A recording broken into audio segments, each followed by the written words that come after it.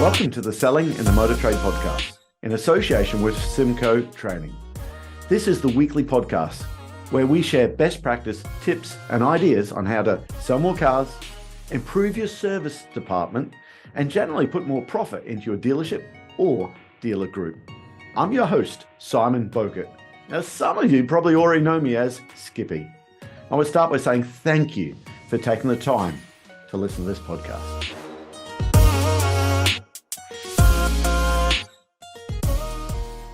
Hi, welcome to another episode of Selling in the Motor Trade. 5 phrases I want to talk about today. 5 simple phrases which I think will really help your sales process. If you're in the after sales, on the service part side of the business, in the sales side of the business, if you're selling finance, these 5 phrases I think will work all the time. But I'm going to get to these 5 phrases at the end. I want to explain where they come from. You see, we as humans, we like to think that we make up our own mind, okay? It's my decision. We don't copy other people. But reality, sometimes we're a little bit like sheep. We know we don't think so, we're our own decisions, but sometimes we are. In fact, I'm going to urge you to go and have a look at a few videos online. I'll tell you where to go and find them, okay? But here's the first one. Did you hear the famous toothbrush manufacturer say 4 out of 5 dentists recommend Oral-B? Did 4 out of 5 dentists recommend Oral-B?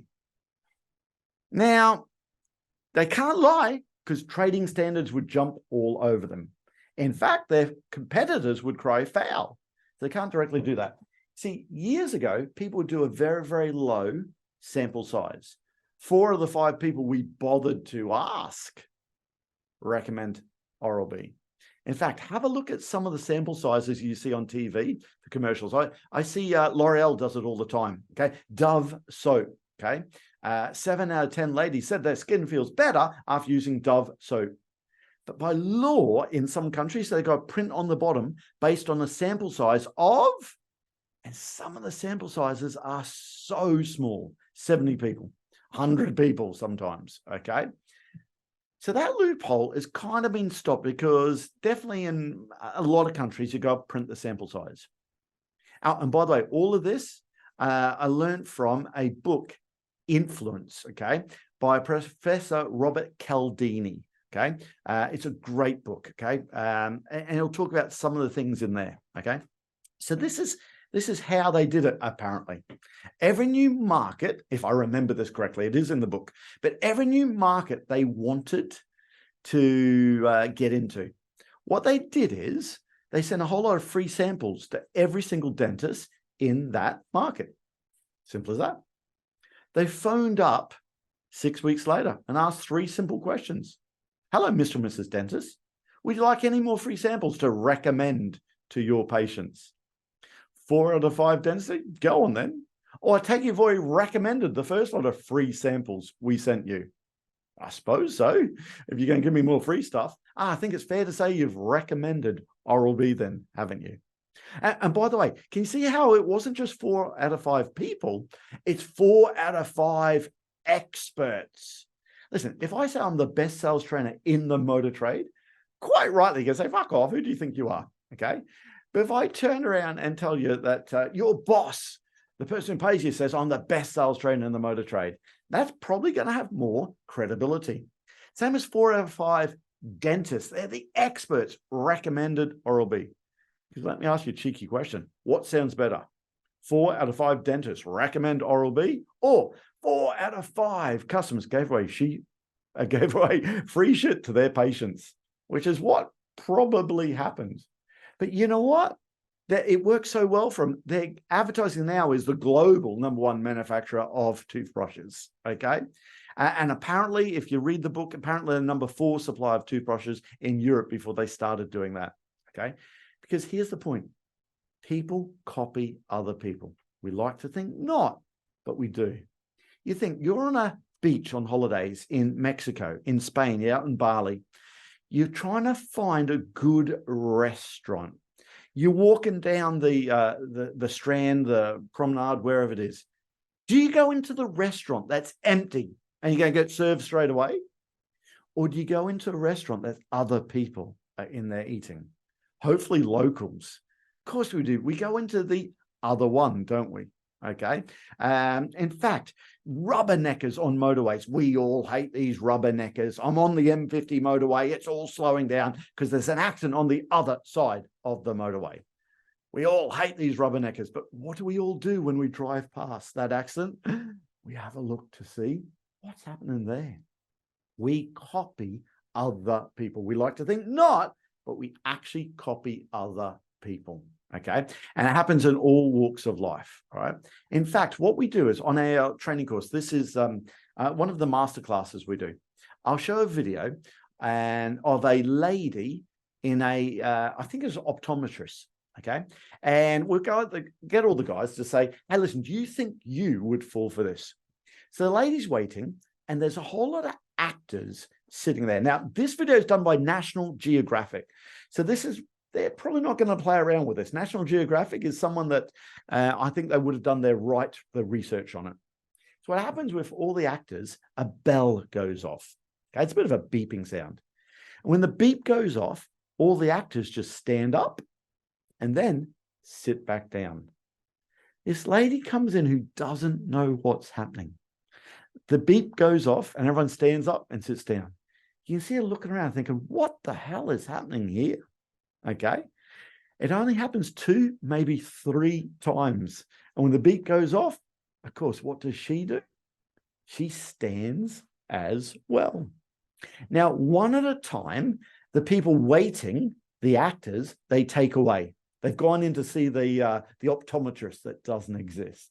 Okay. She gets the situation, she's by herself and the beep goes off. Does she stand up or not? She still stands. She's been conditioned. She's been coached what to do when the beep goes off. Okay. Now, then after that, a fresh person comes in. He's not an actor. He doesn't know what's happening. The beep goes off and she just stands like she's being taught to do. The new guy, do you think he asked what the hell's happening or not? Of course he asks. He asks what's happening because it's a one-on-one basis. See, that's the difference. When there were a big crowd of people doing it, she didn't almost have the gumption to ask. But when I was on a one-to-one basis, guess what? He's more comfortable to ask. All right. And then he and her start standing. More and more people come in who don't know what's happening, and they all start copying the other people. Now, I show that video, and invariably people say, oh, I wouldn't do that. Never in a million years. Okay. Australian guys say, oh, mate, that's why they're in America. Sorry, my American colleagues, but that's what he actually said. Okay. Now, I don't think it's any of that at all. And I know it's not because I've tried it in so many countries around the world. Invariably, people say, no, I'd never do it. Let me tell you, I'd never, ever do it. Okay, let's try it. Billy's turning up late. So what I do is I get my phone. We work out how late Billy is to the training course. I say, every time my phone rings, I want you to just stand as you've seen in the video and sit down. Now, guys, I first seen this video, it must be 9, 10 years ago, something like that. I run 3 training courses every week normally. That's the schedule, okay? So I must have done this, and, you know, people invariably turn up late. Please don't if you're on one of our courses, okay? But if they turn up late, invariably, okay, I play that video first really quickly because we know someone's late, okay? And people say, no, I'd never do it. I'd never do it. Let's try it with Billy's turning up late. How many times do you reckon I've done it and Billy hasn't stood up? Guys, I tell you, it's only been twice. And it shocked me because I'd like to think I'm one of these people who would ask what's happening, but maybe I'm not. We copy other people. That's where if everyone else is doing it, maybe I should do it. Okay. And I promise you, it absolutely shocked me. And they stand up and then I can't keep a straight face. We start laughing. In fact, there's 2 times though, I'll get people saying, no, I would never do it. I remember one dealer principal. I won't tell you what group it is involved because we still work with this group. Okay. It wouldn't be fair to say. And this dealer principal is still there. Okay. But this guy was like, let me tell you, I wouldn't do it. Okay. Maybe they're doing it. I just know I would not. I would have asked. I said, okay, all right. It's okay. It's fine. In this group, they're all suited and booted, all wearing ties. Okay. The DP had to leave. He was sitting on the training course, but he had to leave earlier, interview or something like that. Okay. So, and we're in a hotel, so we're off-site. Okay. So the end of day one, okay, we had to try to set this up there because I wanted to prove to him that maybe some of this stuff could work. Okay. So it happens nice and early. Okay. The first break, it must have been 20 people on this course on day one. I went to one person. I said, do me a favor, take your tie off. I went to someone else. I said, hey, can you do me a favor? Can you take your tie off as well? I can't remember how many, but it must have been, I don't know, 2 or 3, not more than that. I asked them to take their tie off. When they started to take their tie off, what did other people start doing? They started taking their tie off as well. I then took my tie off up the front of running the class. Okay. The DP at the end of day one, was he wearing a tie? No, he wasn't. He left earlier. So I said, guys, do you see how the boss took the tie off? So tomorrow, we want to make sure we're all suited and booted, okay? And with the tie on. But I reckon the boss is going to turn up without the tie. Day 2, he turned up, not wearing a tie. I turned and said, hey, why are you not wearing a tie today when we're all wearing a tie? He looked around the room and fair play to him. He said, bastards, you got me, okay? Because we copy other people, okay? Here's another one, okay? Peter, if you listen to this, I won't tell you the group. You know who you are, okay? He's a great guy. Peter turned around and said, no, I'd never do this. I'd never do this as well, okay? So I thought I'd try something else different on this one. And this shocked me. It worked. Absolutely. I've done it 2 or 3 times now, okay? And it's worked every time. And I got to thank Deb Jenkins for this. Debs, you told me about this. And I thought, no chance will this work. But let me tell you, it worked, okay? This guy here said, no, I wouldn't do it. Okay, no worries. Okay, as a lunch break, okay, I said, hey, guys, let's see if we can try this with Peter. Let's see if we can get Peter to admit that he's wet himself in the last 12 months. That'd be pretty hard to do, wouldn't it? I looked around and said, Peter ain't ever going to say that. So let's try it.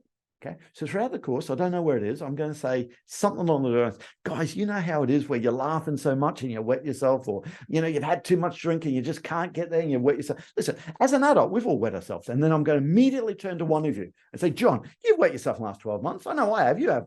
Right then, John, you're going to say, yeah, I have. Okay. Then, okay, we're going to say, Dave, you have as well, haven't you? Mary, you've definitely wet yourself. Guys, stick your hand up if you've wet yourself in the last 12 months as an adult. You all go stick your hand up. And let's see if Peter sticks his hand up. I wish it could be recorded, okay?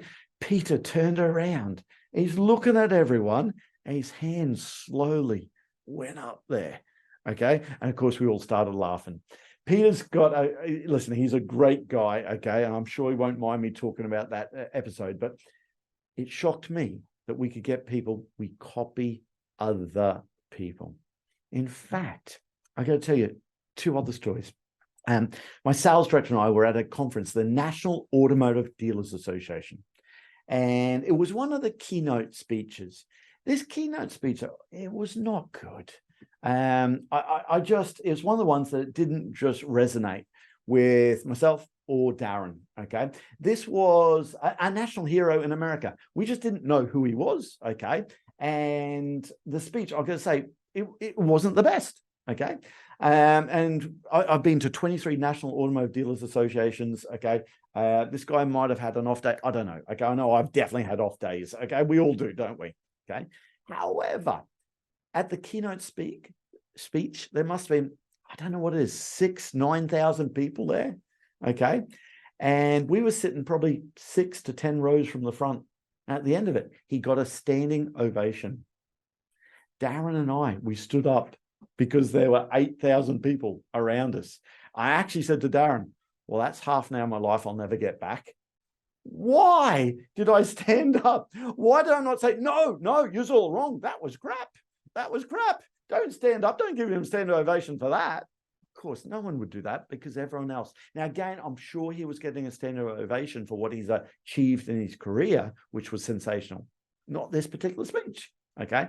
But I stood up, I think, because we copy other people. We'd like not to think so, but we do, okay? How often have you been waiting for a cash machine?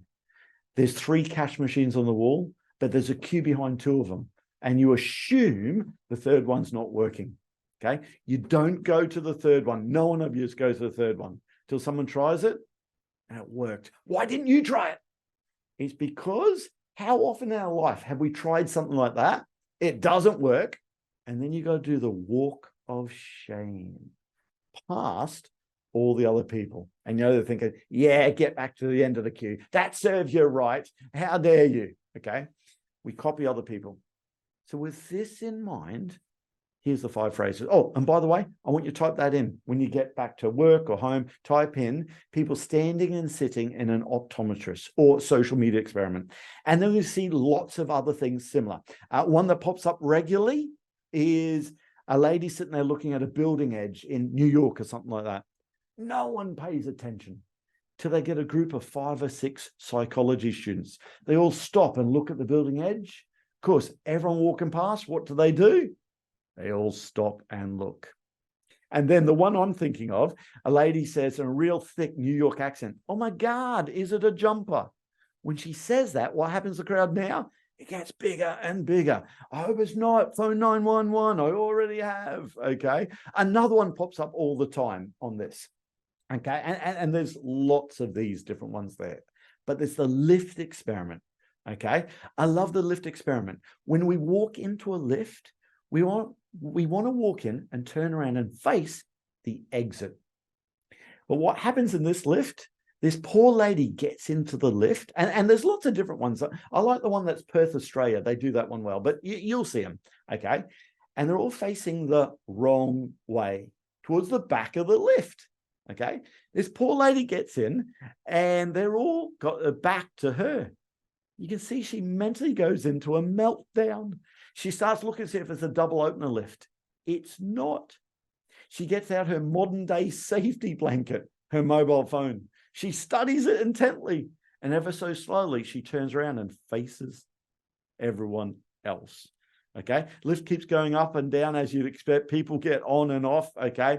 But they're all facing the wrong way until it drops down to below critical mass. It gets down to 2. And right then, a real thick Australian accent, the guy says, "Mate, what are we facing this way for?" "I don't know." And they turn around and face the other way. We copy other people. So how do we use this in the sales world? Here's the 5 phrases I want you to use. The 5 phrases are most people, everyone knows, everyone tells me, everyone says, there's an old saying. You see, if everyone else is doing it, maybe I should do it. Okay. Most of my customers do this. Everyone knows that's the best way to do it. Everyone's telling me, hey, there's an old saying. In fact, if you tie that into selling your value-added products, hey, Mr. or Mrs. Customer, what level of asset protection do you have on your car? Sorry? Well, that's something most of our customers have, because everyone knows that insurance companies love taking money, but they don't like paying it back out. And most of my customers want to protect the whole car, not just a small amount the insurance company wants to offer you. In fact, there's an old saying, insurance companies love taking the money, but they don't like paying it back out. Do you see how you're applying? Well, if everyone else is doing that, maybe I should. Hey, Mr. or Mrs. Customer, do you still have your paint and fabric protection certificate? Sorry? That's a shame. My boss normally pays a touch extra when we've got that paint and fabric protection certificate, simply because she knows any scuffs and marks in the upholstery tend to come straight back out. But check your paperwork when you bought the car.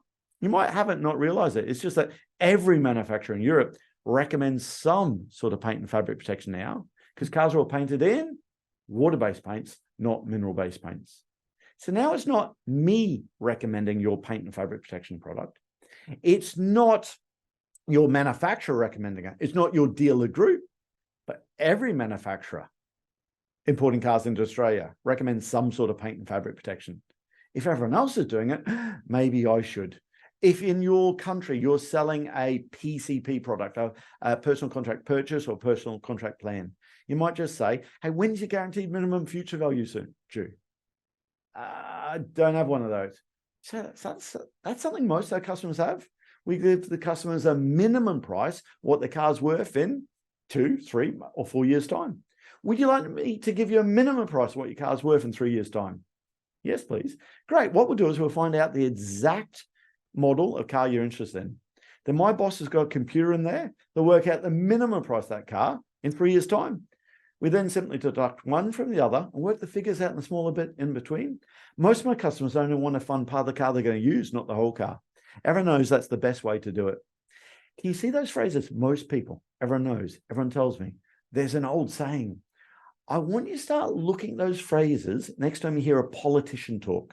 When a politician's trying to get elected, okay? I don't care what side of the political party you're on.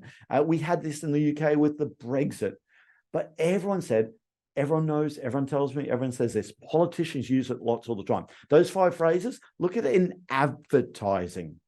Because these guys know that if everyone else is doing it, maybe I should. So try those ones throughout your sales process. See how it gets on you. Again, thanks for the time for listening to this podcast. That just leaves me to say that all details of this episode and other episodes on the selling in the motor trade can be found on our website, symcotraining.co.uk. Go there to get a copy of our book, Words That Sell Cars. Go there to sign up to a free trial of our Sales Fitness online sales training program. Easiest way to get hold of me is Simon Bowkett through LinkedIn.